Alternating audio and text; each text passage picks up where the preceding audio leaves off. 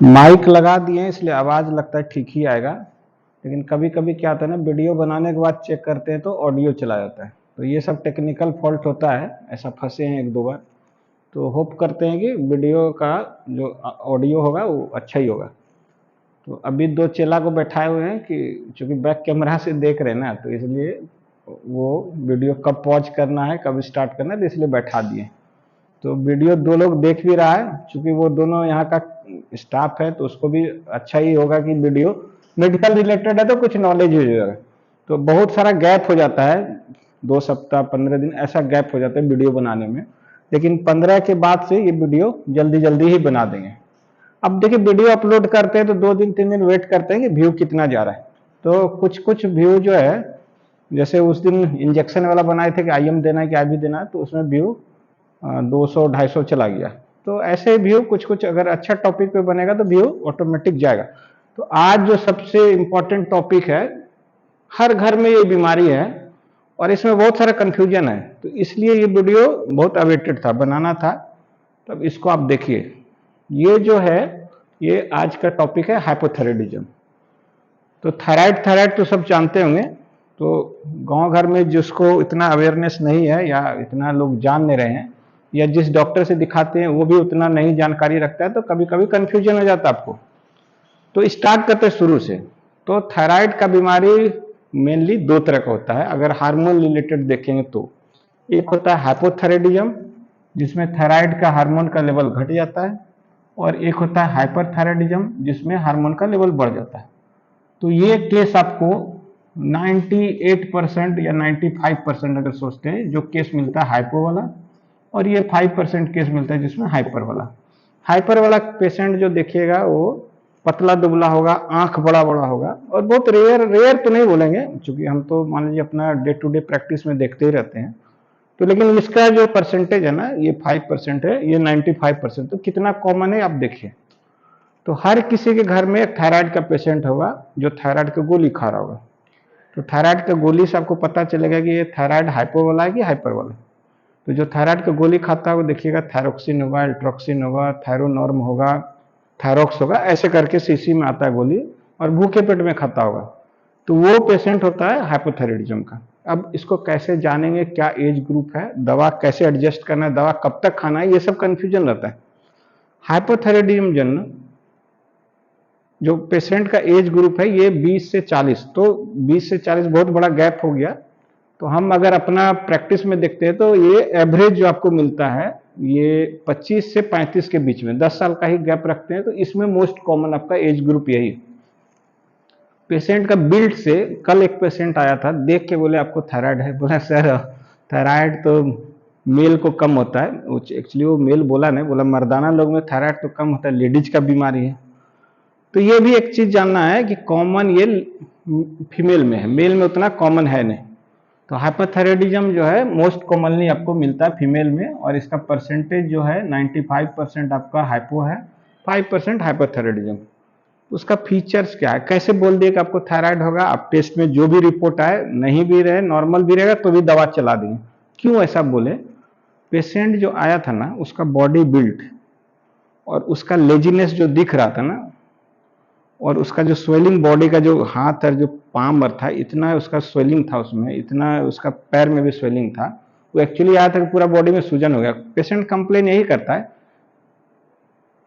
पूरा whole body swelling तो होता ही है, लेकिन इसके साथ में क्या होता है, पेशेंट को धीरे धीरे लेजीनेस हो जाता है। इतना डल फेसिज उसका था ना, देख के लग गया कि इसको हाइपोथायराइडिज्म। तो आपको पेशेंट बोलेगा कि बहुत देह हाथ में दर्द है सर, सुस्ती रहता है, काम करने का मन नहीं लगता है, बाल उड़ रहा है, कब्ज रहता है, पसीना कम बहता है। तो ये सब सारा फीचर्स है। फिर से एक बार स्टार्ट करते हैं। आपका स्वेलिंग होल बॉडी में रहेगा, और अगर पैर में आप स्वेलिंग को दाब के देखेंगे तो नॉन पिटिंग है, दबता नहीं है। लेकिन होता क्या क्या, कभी कभी थायराइड के साथ पेशेंट को एनीमिया भी रहता है, चूंकि फीमेल में कॉमन है और फीमेल में एनीमिया भी कॉमन है, तो कभी कभी वो स्वेलिंग आपको दबेगा भी। तो इसमें कंफ्यूज नहीं होना है, और पिटिंग नॉन पिटिंग ये इसमें आपको नहीं जाना है। तो होल बॉडी स्वेलिंग के साथ में पेशेंट का लेजीनेस है, वेट गेन बता रहा है कि सूजन से सर ना वजन भी बढ़ते जा रहा है, लेजीनेस है, टायर्डनेस है, बॉडी में पेन है पेशेंट को, बाल उड़ रहा है, हेयर फॉल हो रहा है, कब्ज रह रहा है। तो ये सारा फीचर्स आपको हाइपोथायराइडिज्म का। तो ठीक है, पेशेंट आया, आप डायग्नोज कर लिए कि पेशेंट को हाइपोथायराइडिज्म हो सकता है। टेस्ट देते हैं करने के लिए, तो उसमें लिखते हैं हम लोग थायराइड प्रोफाइल, थायराइड प्रोफाइल लिखते हैं, ठीक ना। तो इस प्रोफाइल में क्या है, ये T3 T4 ये कंबाइंड फ्री दोनों हो सकता है और TSH। तो आप ये 3 पैरामीटर को चेक करते हैं। तो इसमें हाइपोथायराइडिज्म में क्या होगा, देखिए ये थायराइड स्टिमुलेटिंग हार्मोन है, ये थायराइड को स्टिमुलेट करता है ज़्यादा हार्मोन बनाने के लिए। उसमें देखो तो ब्लू वाला है कि नहीं, एक ब्लू वाला होगा तो लो, तो ये TSH जो है ये थायराइड स्टिमुलेटिंग हार्मोन है, ये थायराइड को स्टिमुलेट करता है और उससे जो हार्मोन निकलता है वो T3 T4 है, ये एक्चुअल में हार्मोन है और ये स्टिमुलेटिंग उसका हार्मोन है। तो जो हाइपोथायराइडिज्म होगा उसमें क्या होगा, ये थायराइड का जो ये होगा, ये थायराइड वाला T3 T4 ये कम होगा। तो स्वाभाविक है जब ये कम होगा तो ये क्या करेगा, स्टिमुलेट करेगा उसको बनाने के लिए, तो ये ज़्यादा होगा। तो हाइपरथायराइडिज्म में T3 T4 कम होता है, TSH ज़्यादा रहता है। कभी कभी अगर पेशेंट का इकोनॉमिक अगर कंडीशन अच्छा नहीं है, पेशेंट का पास पैसा नहीं है, तो तुरंत थायराइड प्रोफाइल नहीं करा के हम लोग TSH ही करा देते हैं, ठीक है। पेशेंट को अगर फीचर लग रहा है हाइपोथायराइडिज्म का तो हम लोग TSH ही करा देते हैं। कल भी पेशेंट आया, उसका केवल TSH कराए, 50 के आसपास आया। तो TSH आपका इसमें बढ़ा रहेगा। अब कितना बढ़ा रहेगा, कितना पावर का दवाई देना है, इसमें कंफ्यूजन हो जाता है। और ये जो दवाई बोलता है कि कितना दिन खाना है इसको बाद में बताएंगे। तो अब ये जो है ना आपका लेवल मान लीजिए नॉर्मल लेवल है इसका 0.25 से लेके 5 तक, ये नॉर्मल वैल्यू है, नॉर्मल वैल्यू है इसका इतना। अब ये 5 से एक्सीड कर गया, 5 से ज़्यादा है तो कितना हो सकता है, तो हम एक रेशियो निकाल के बताते हैं। ये 5 से 10 तक हो सकता है, 10 से 15 हो सकता है, और 15 से 25 हो सकता है, 25 से 50 के बीच हो सकता है, 50 से 100 के बीच हो सकता है, 100 से 150 हो सकता है, 150 से 200 हो सकता है, इवन कि 300 400 600 तक भी देखें TSH आते हुए। तो इतना जो नॉर्मल आता है वो देखते हैं, जो बहुत ज़्यादा होता है उसका अलग से हम कभी भी बताएं। तो आपको आएगा पेशेंट के अगर आ रहा है और उसको फीचर्स है हाइपोथायराइडिज्म का क्लियर फीचर्स है, इसमें कोई कंफ्यूजन नहीं होता है। और उसमें अगर आपका वैल्यू आ रहा है 5 to 10 अगर आ रहा है, तो हम लोग स्टार्ट करते हैं 12.5 को स्टार्ट कर, माइक्रोग्राम का टेबलेट है, इसको स्टार्ट करते हैं। लेकिन इसको भी क्या करते हैं, हाफ टेबलेट से स्टार्ट करते हैं, हाफ टेबलेट से स्टार्ट करते हैं। मतलब फर्स्ट टाइम अगर आप यूज कर रहे हैं तो लो डोज से स्टार्ट कीजिए, और 1 महीने या 20 दिन के बाद में उसका देख लीजिए कि क्या क्लिनिकल कंडीशन है, इम्प्रूव हुआ या नहीं हुआ। उसके बाद उसको फुल टेबलेट मतलब 12.5 का आप दे सकते हैं। अब यहाँ अगर आ रहा है तो ये दोनों में आप देख लीजिएगा, इसमें हम लोग 25 माइक्रोग्राम देते हैं। अगर ये 25 या 26 ऐसे आ रहा है तो इसमें 37.5। तो अब क्या हुआ ना, टेबलेट का भी उस तरह का डोज आ गया, 12.5, 25, 37.5, 50, 75, 62.5 ऐसे करके आने लगा। मतलब 12.5 को ऐड करते जाइए, उस तरह का दवाई आपको आ जाएगा उस स्ट्रेंथ में। पहले क्या था 12.5, 25, 50, 75, 100, 150 ऐसे था, बीच का दवाई नहीं था। बीच में जो है 37.5, 62.5 इस तरह का नहीं था। लेकिन अब जो है ना, चूंकि टाइट्रेट करने में दिक्कत होती है, छोटा टेबलेट रहता है उसको तोड़ने में भी दिक्कत होती है, तो इसलिए उस तरह का टाइट्रेशन के लिए कंपनी डोज ही बना दी। तो ये आपको 25 माइक्रोग्राम यहाँ, 37.5 यहाँ तक देना है। अब यहाँ इसको देखिएगा 25-50 के बीच में, या तो आप इससे स्टार्ट कर दीजिएगा या फिर 50 दे सकते हैं। लेकिन हमेशा याद रखिए फर्स्ट टाइम अगर स्टार्ट करें तो लो डोज ही देना है। इसमें आप 75 से स्टार्ट कीजिए, फिर देखिए क्लिनिकल कंडीशन कैसा इंप्रूव करता है। 1-1.5 महीने 2 महीने पे फिर से TSH का रिपोर्ट देखिए। TSH का रिपोर्ट क्या होगा, पहले से रिड्यूस करेगा।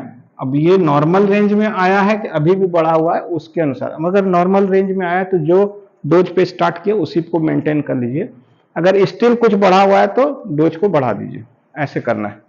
और शुरुआत में 2 महीने में टेस्ट कराते रहिए, जब लगे कि TSH नॉर्मल आ रहा है फिर 6 महीने में कराइए। अगर लग रहा है नहीं हम लगातार खा रहे हैं 2 साल से मेरा नॉर्मल ही आ रहा है, तो आप साल भर में एक बार TSH कराइए। अब कंफ्यूजन कहाँ होता है, ये तो डोज टाइट्रेशन हम बता दिए। अगर इससे ऊपर होगा तो आप 100 खा सकते हैं, यहाँ है तो आप 150 खा सकते हैं, ऐसे करके। तो ये एक एवरेज जो कैलकुलेशन से हम लोग देते हैं दवा का, ये टाइट्रेशन। अब है कि दवा कब तक खाना है। अब देखिए इसका क्या क्या साइड इफेक्ट होता है अगर दवा आप नहीं खाते हैं। तो मोस्ट कॉमनली क्या बोले, फीमेल में है। फीमेल में क्या क्या हो गया, लेजीनेस हो गया, लिथार्जीनेस हुआ, वेट गेन हो गया, कभी कभी एमनोरिया तक हो जाता है। पेशेंट बोलेगा मेरा तो महीना ही रुक गया। प्रेगनेंसी उसको डिले हो जाता है, इनफर्टिलिटी में भी चला जाता है पेशेंट, अगर ज़्यादा रहता है तो कभी कभी इनफर्टिलिटी का, कि उसका साइकिल ही गड़बड़ हो गया। तो वो सब नहीं हो तो खास करके जो बताए कि 25 से 35 में कॉमन है, और वही आपका जो है पीरियड रहता है प्रेगनेंसी का, तो टिल प्रेगनेंसी तो आपको खाना ही खाना है, बीच बीच में चेक कराते रहना। और ये देखिए डायबिटीज का दवाई और थायराइड का दवाई एक्चुअली ये लाइफ टाइम खाना है, इसमें लोग को कन्फ्यूजन हो जाता है। अगर आप 1 साल खा के फिर छोड़ देते हैं, फिर क्या 3-4 महीने में सारा फीचर्स वैसे ही आएगा, फिर आप डॉक्टर को चेंज करके बोलिएगा देखिए हम तो थायराइड की गोली खाते थे छोड़ दिए, फिर से फिर थायराइड प्रोफाइल कराइए। अब वहां कंफ्यूजन हो जाए, 50 खा रहे थे रिपोर्ट में आ रहा है कुछ कम, अब 25 से स्टार्ट करेंगे 50 ही दें, कंफ्यूजन हो जाएगा। तो इसलिए थायराइड का दवा जिस डोज में आपका टाइट्रेशन हो गया, मतलब जिस डोज में आपका थायराइड टीएसएच लेवल नॉर्मल के रेंज में आ गया, उसी डोज पे आपको कंटिन्यू करना है। और आपका जो क्लिनिकल सिम्टम्स था, जो लिथार्जीनेस था, टायर्डनेस था, वीकनेस था, बॉडी पेन था, स्वेलिंग था, अगर वो सब चला गया तो आप उस डोज पे ही मेंटेन रखिए। तो क्या क्या जो कंफ्यूजन था आपको क्लियर हो जाना चाहिए इस वीडियो के बाद में, कि थायराइड का दवा कब तक खाना है। तो ये एक्चुअली लाइफ टाइम खाना है।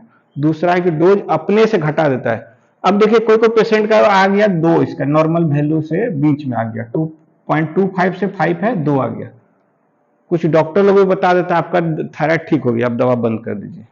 तो एक्चुअली आपको बंद नहीं करना है, आपको उसी आपका मेंटेन हो गया, ये नॉर्मल आ गया। टीएसएच जब आपका नॉर्मल रेंज में आ जाए तो उसी डोज पे आपको कंटिन्यू करना है, बंद नहीं करना है। तो ये थोड़ा मोड़ा कंफ्यूजन रहता है, तो इसको दूर कर लीजिए, क्योंकि हर घर में थायराइड का एक पेशेंट आपको मिल ही जाएगा।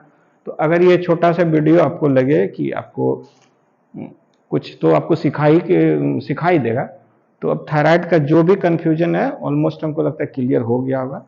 तो इसी तरह का वीडियो बनाते रहते हैं, और देखते रहिए मेरा चैनल को, सब्सक्राइब करते रहिए, लाइक करते रहिए। चलो बंद कर दो।